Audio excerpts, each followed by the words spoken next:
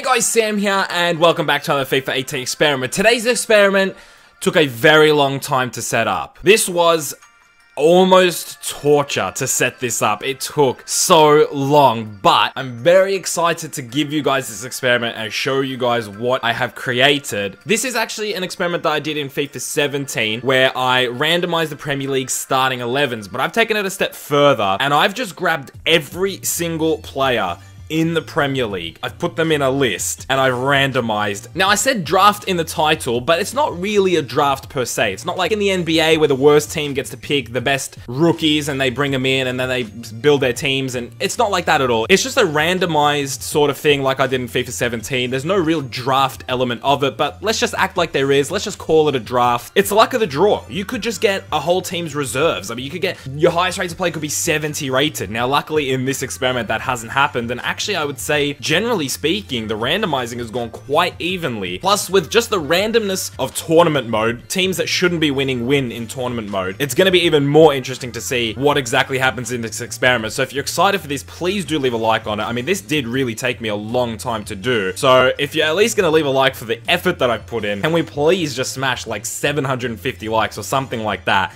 Would be absolutely fantastic. Before we actually do jump into the simulation and see which of the teams do well, we first have to take a look at the teams. So without further ado, let's take a little bit of an in-depth look at every single one of these teams. Okay guys, actually before we jump into this and take a look at the teams, I quickly wanted to say something that I forgot to mention live. I've actually been tossing up this idea to do a new series on the channel, but it will be talking about real life football for like 5 to 10 minutes, just what I noticed over the weekend. Would you guys like to see that? Do you really care? Would you like to see me talking about football, or do you think that I should just stick with FIFA? You're not here for football talk. Starting off with Arsenal, and their notable players are actually players that they've kept, the likes of Welbeck, Wilshere, and Per Mertesacker, but they've also added Rudiger, Krakowiak, and Gini Wijnaldum as their main players. One thing I definitely did notice with Arsenal is the absolute depth they have in the centre-back position. On the bench, you've got Ashley Williams and Dejan Lovren, along with Wesley Hoet.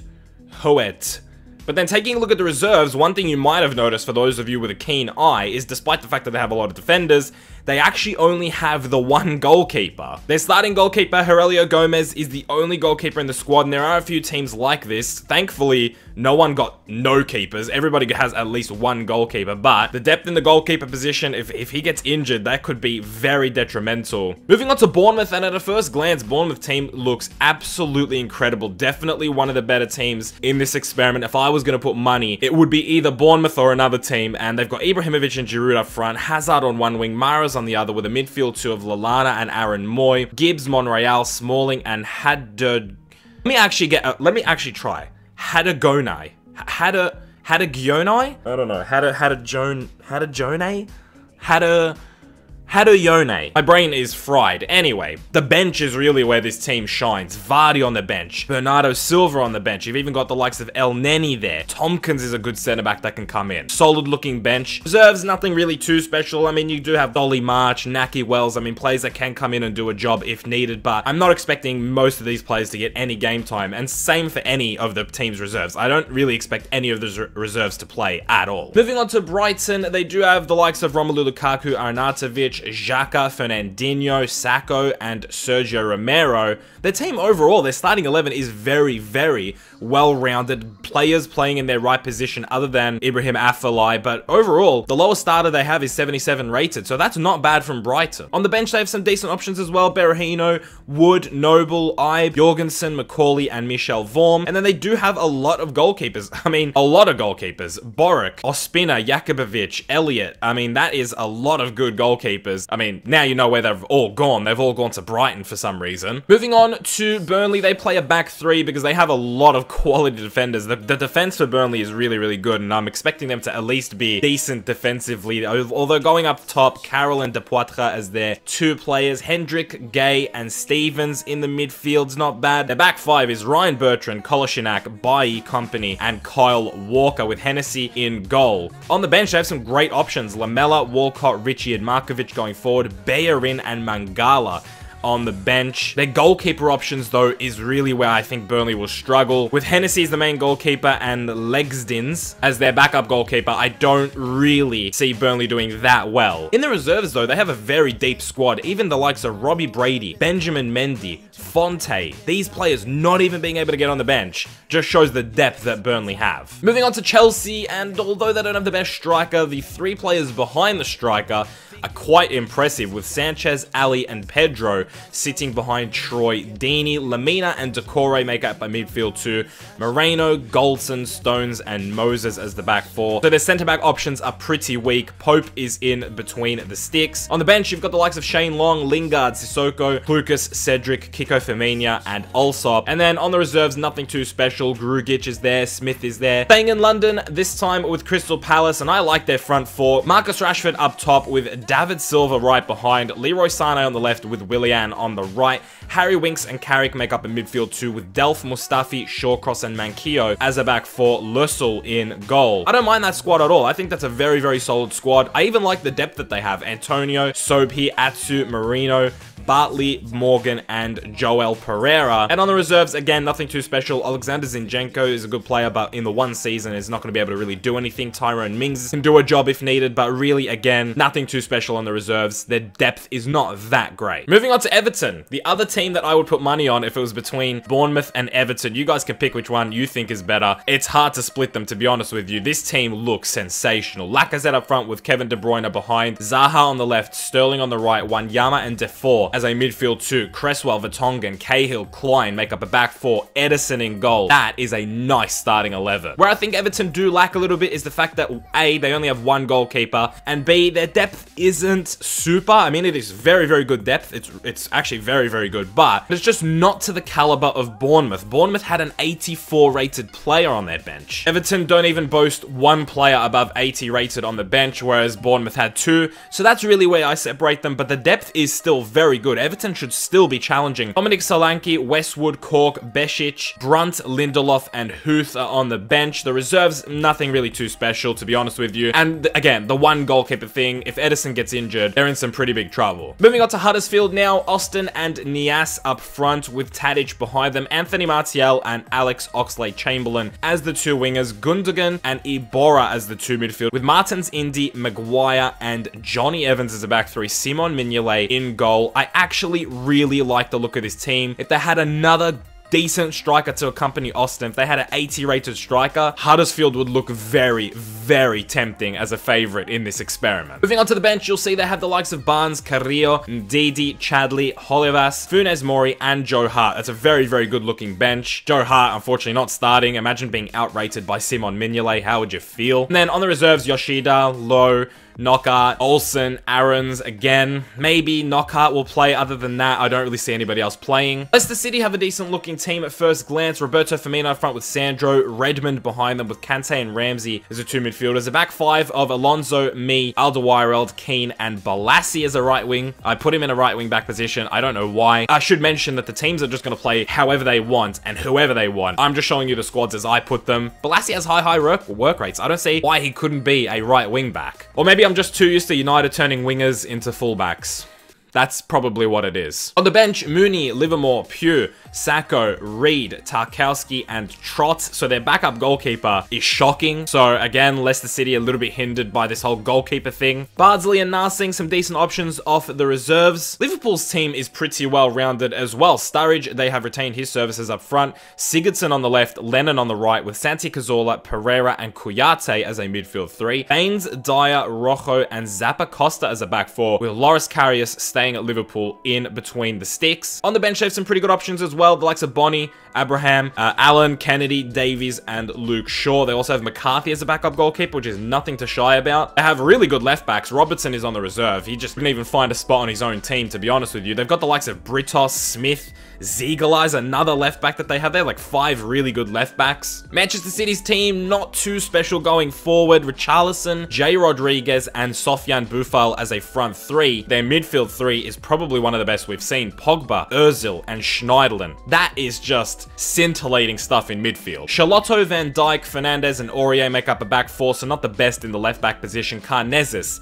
is their goalkeeper. On the bench, some okay options, the likes of Diouf, Wilson, McCarthy. Hopefully he recovers from his injury in real life, a really shocking injury. Hughes, Hollins, Clark, and Foster. And then on the reserves, some players they could play as well. Some 70+ rated players, likes of Vokes could come in. Krul could even come in and do a job. On the other side of Manchester, on the red side of Manchester, Morata and Gabbiadini are up top with Gray and Townsend as the two wingers. Drinkwater returns to Manchester United to couple Højbjerg as the two midfielders. Danny Rose, Phil Jones, Schindler, and Coleman make up a back four. Pickford is the goalkeeper. On the bench, nothing too special. Okaka, Capu, Hogg, Perez, Fuchs, Debussy, and Nordfeldt. And then on the reserves, Peters could come in. Twanzebe stayed. We've got also Jeremy Pied, Connor Wickham. So yeah, some options. Nothing too special. But one thing I'll point out with the reserves with Manchester United, it's they don't really have that many low-rated, like 65 or lower players. I mean, everybody except 2 players on the reserves are 70+. So that depth could come in handy. Moving on to Newcastle United, Fernando Llorente is up top with Dwight Gale behind them. Heung-min Son, Jordan Henderson, John Joe Shelby, and Izquierdo make up a sort of like a midfield 4. Milner, Otamendi, Ake, and Ward are the back 4 with Hugo Lloris in goal. Mitrovic, Gross, Romeu, Amati, Mbemba, Lascelles, and Stecklenburg make up the bench with Hayden, Suarez, Murray, Calvert-Lewin, Murphy, Darlow, Ward, and Eduardo being some other options on the reserves. One thing with Newcastle, they kept a lot of their original players. I mean, Darlow, Hayden,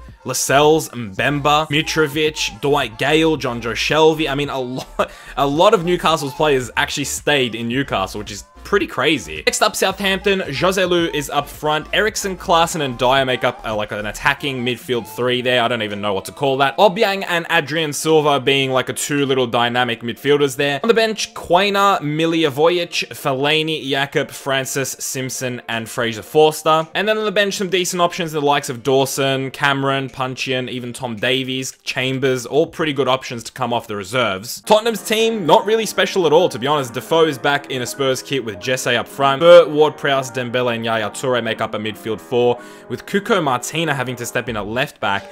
Simpson in centre back. I don't even know who that is. I don't even know what team he came from, but just no options at centre back. Cook is the other one with Valencia at right back. Petr Cech in goal. Crouch also making his return to Spurs. Lee Chung-yong, Cleverley, Ki Sung-yong, Norton, Trippier, and Federici are the bench. And yeah, looking at the reserves, I don't have hope.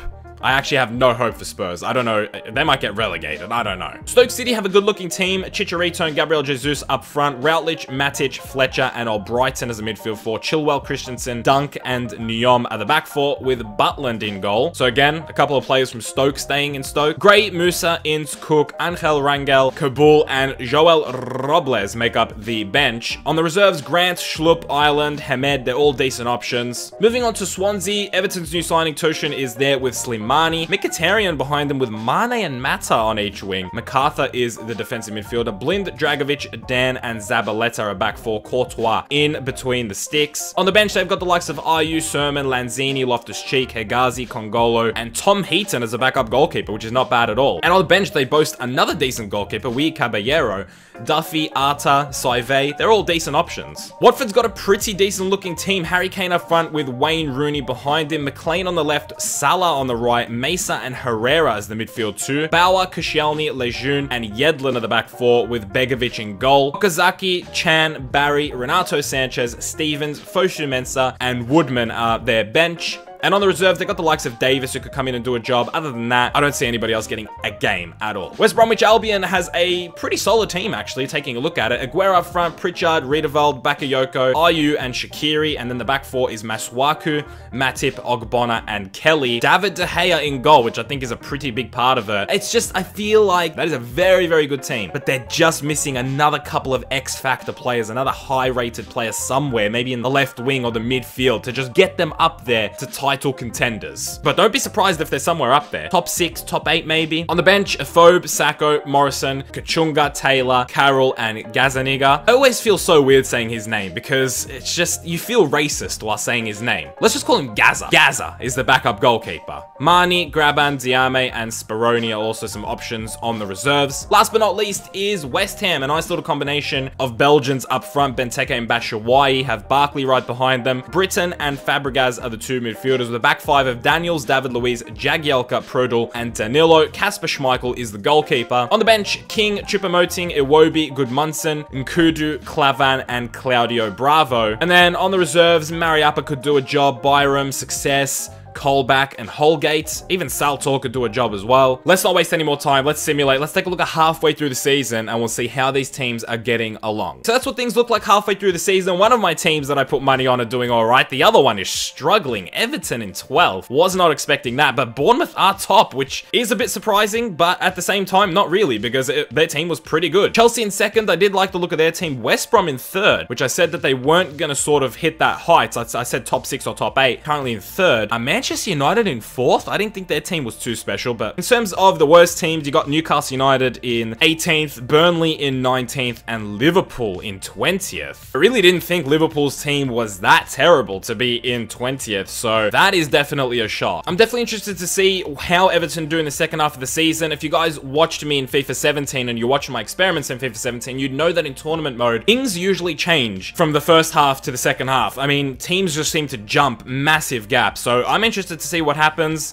Bournemouth right now have a 5-point lead, but even with that 5-point lead, I don't know, because the team that usually is first halfway is not first at the end of the season. So let's take a look at the end of the season. Let's take a look at where everybody finishes. Is it going to be Bournemouth, or is Chelsea, West Brom, United, or Leicester going to challenge for this title? Okay, and at the end of the season, that is what it looks like. West Brom, the team that I thought just didn't have enough, despite having Aguero and De Gea, I thought they were missing one more player, are the best team in the league, and they're the best defensive team in the league, which I think David De Gea might have had something to do with. Bournemouth in second, 5 points behind the team that I had money on. They lost the least amount of games. They were the best attacking team in the league, so I'm not too against Bournemouth coming in second. I think my prediction of them doing well was good enough. Chelsea in third, Watford in fourth, Everton jumping up to 7th, which is not bad. Swansea City only losing 8 games, so tied least losses in the league, but drawing way too many games. Anyway, Manchester United in 8th, Newcastle United in 9th, Manchester City in 10th, Stoke, Huddersfield, Palace, Spurs, who I thought had one of the worst teams, West Ham, Southampton, Arsenal, and then getting relegated, Brighton, Liverpool, and Burnley. I didn't think any of those teams were relegation worthy, to be honest. I thought Spurs would be down there. I thought Arsenal would probably be down there. I just was not expecting those 3 teams, to be honest with you. I thought they were all solid teams. They were really shocking in the league. I mean, to only get 5 wins in the league. Anyway, taking a look at individual performances, David Silva for Crystal Palace picking up 17 goals in the Golden Boot. Lacazette at Everton picked up 15. Welbeck at Arsenal, and Riedewald at West Brom, 14 goals apiece. West Brom, of course, winning it, so their top goal scorer, Riedewald, a defensive midfielder of his rating, what is he rated? 79, 80, somewhere around that region, to get 14 goals from the defensive mid position. In the assists, it was Mo Salah and Slimani as the 2 top there. Sterling coming in with 7, El Neni coming in with 7, so decent from them. And Aguero didn't get the goals, but got 6 assists, which I guess is okay. Taking a look at a bit more in-depth look at the champions. Yeah, like we said before, Jairo Riedewald, 14 goals, 3 assists in 37 games played. Andre Ayew, 11 goals, 3 assists in 37 games played. Alex Pritchard played every single game, 9 goals, 5 assists for him. As you can see, Aguero, 3 goals, 6 assists in 15 games. Diafra Sakho, 12 times. They played Afobe 10 times. Yeah, congratulations to West Brom. 5-point gap. They won. Congratulations to Aguero, but I think really De Gea, because their defense, West Brom's defense wasn't that good. So for them to be the best defensive team, surely David De Gea had to be a big part of that. Anyway, guys, if you did enjoy today's experiment, please do leave a like on the video. Like I said at the top of the video, this took me forever to set up, so please leave a like on the video if you haven't already. If we could smash 750 likes, that would be absolutely insane. But get your comments down below, your experiment suggestions down below. I'd like to do a fan-suggested experiment next, so I am looking for some new ideas. Leave them in the comment section below. And if you see one down there that you like, leave a like on it as well so I get to see it a little bit more easily. That is it, guys. If you haven't subscribed yet, do subscribe to the channel to stay up to date with the content. I hope you guys did enjoy today's video. I hope you had a good day. I will see you guys in the next one very soon. Keep it real.